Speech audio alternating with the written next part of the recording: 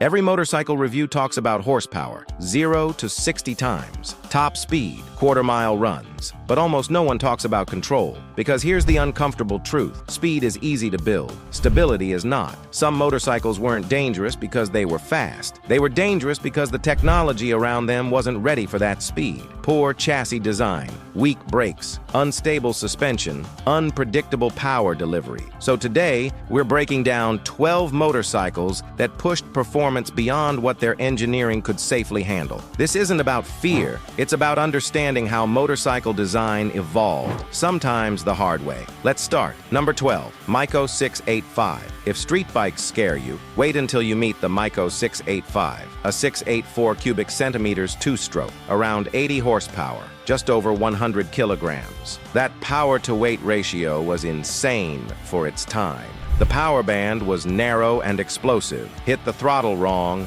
and the front wheel climbed instantly. Even starting it could be dangerous. The high compression made kickback brutal. It wasn't built for beginners. It was built for experts and punished anyone else. Number 11, Harley-Davidson Dyna series. Since the early 1990s, parts of the Harley-Davidson Dyna line were associated with something riders called the death wobble. At highway speeds, instability in the rear could escalate into violent handlebar oscillation. The engine mounting system allowed more drivetrain movement than typical designs. Under certain conditions, that movement amplified vibration. Harley revised the frame in 2006. Owners added stabilizers, braces, and steering dampers. But the debate over design versus maintenance never fully disappeared. Number 10, Honda CX 500 Turbo. In 1982, Honda entered the turbo wars with the Honda CX 500 Turbo. It was futuristic, early electronic fuel injection, turbocharged power,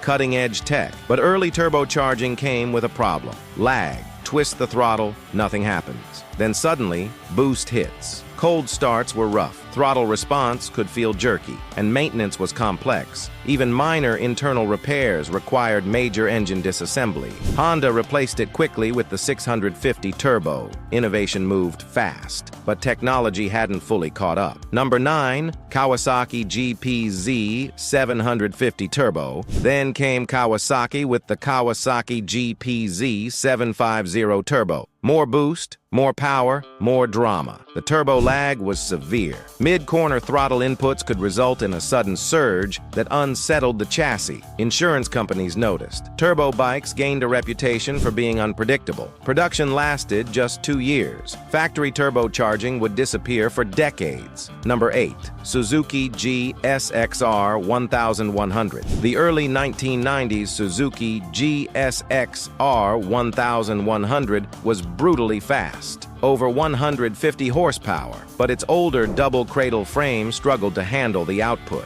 Under hard braking, chassis flex could create instability. At racing events like the Isle of Man TT, serious crashes raised concerns about big bike safety. It became clear power had outpaced structural confidence. Number 7, Brau Superior SS100. Back in 1924, the Brau Superior SS100 was called the Rolls-Royce of motorcycles. But 1920s brakes and tires were primitive. At high speeds, control margins were razor-thin.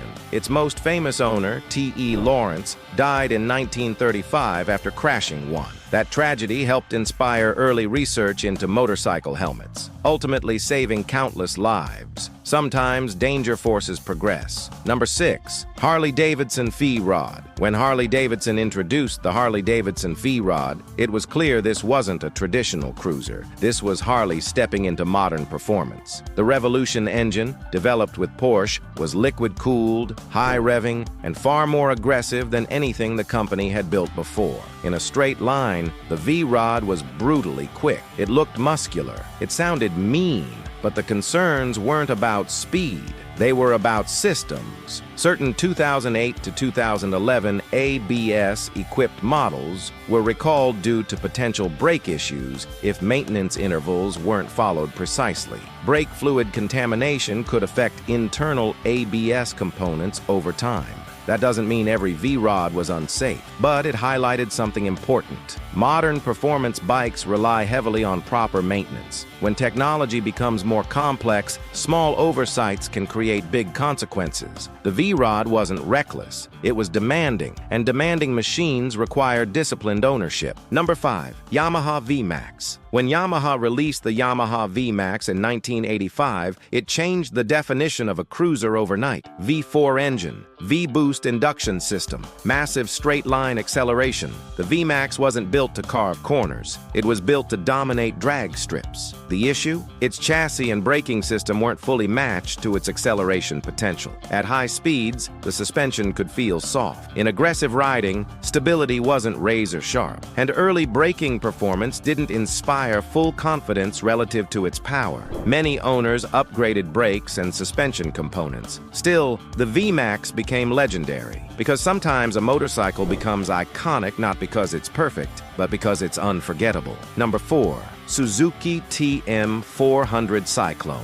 The Suzuki TM400 Cyclone has earned a reputation as one of the most intimidating dirt bikes ever produced. Its ignition timing created a sudden, explosive jump in power around mid-range RPM. There was no smooth buildup. One moment you were riding calmly. The next, the engine surged aggressively. The lightweight frame struggled to contain that abrupt delivery. Riders described rear-end instability, especially over rough terrain. Even experienced motocross racers found it unpredictable. The TM400 wasn't slow, it wasn't underpowered. If anything, it was too much engine for the chassis it was given. It became a powerful lesson in throttle progression and suspension balance, something modern motocross bikes handle far better today. Number 3. Kawasaki H1500 Mach 3. The Kawasaki H1 Mach 3 was explosive. A 500 cubic centimeters, two-stroke triple producing shocking acceleration for its time. But the frame and geometry weren't equally advanced. With a rear weight bias and noticeable chassis flex, aggressive cornering could feel unstable. Add classic two-stroke power delivery, sudden and sharp,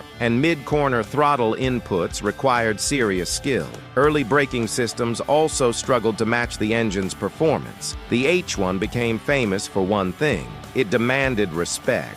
Experienced riders could manage it. Inexperienced riders often found out quickly that raw acceleration is only half the equation. Number 2. Suzuki TL1000S. In 1997, Suzuki launched the Suzuki TL1000S with bold engineering. Instead of a conventional rear shock, it used a rotary rear damper inspired by Formula One concepts. Innovative? Absolutely. Perfectly executed? Not quite. Under aggressive riding conditions, the damper could overheat, reducing its effectiveness. When damping faded, rear-end stability suffered, especially at higher speeds. Combined with strong V-twin torque, that instability could escalate quickly. Suzuki issued a recall and retrofitted steering dampers to improve stability. The TL1000S wasn't inherently flawed beyond redemption, but it proved something critical. Innovation must survive real-world testing, not just theory. Number 1. Kawasaki H2750. At the top sits the original legend, the Kawasaki H2750,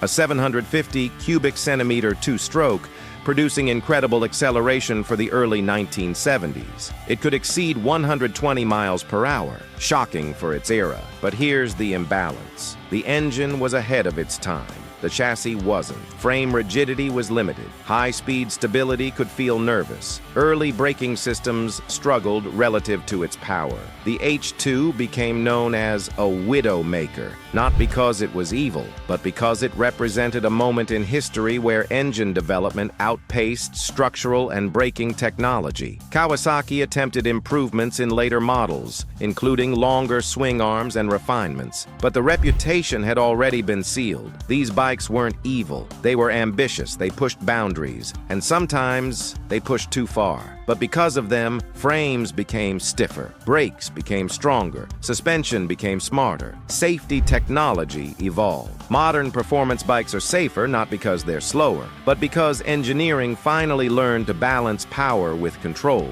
And that balance is what keeps riders alive.